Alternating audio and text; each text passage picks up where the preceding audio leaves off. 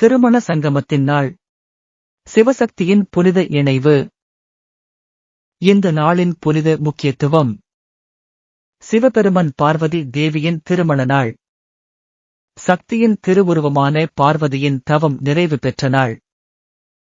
பரம்பொருள் சிவன் தெய்வீக அன்பாக பார்வதியை ஏற்றுக்கொண்ட தருணம்.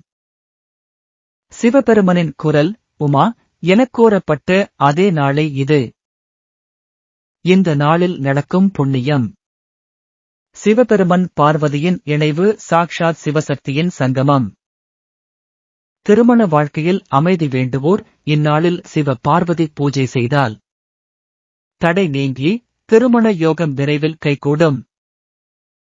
தம்பதிகள் ஒன்று சேர்ந்து வழிபட்டால் பாசம் பெருகும், வாதம் குறையும். பங்குனி உத்திரம் சிவ வழிபாட்டு முறை. காலையில் சிவலிங்கத்திற்கு பால், தைலம், தேன், வில்வ இலை கொண்டு அபிஷேகம்.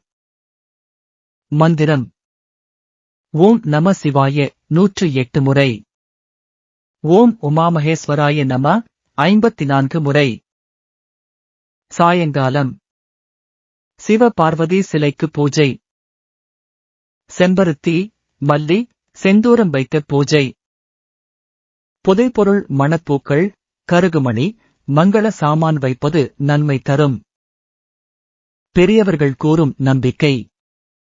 பங்குனி உத்திரத்தில் சிவ பார்வதி திருவிழா பார்த்தவனுக்கு திருமண பாக்கியம் தவிர்க்க முடியாதது.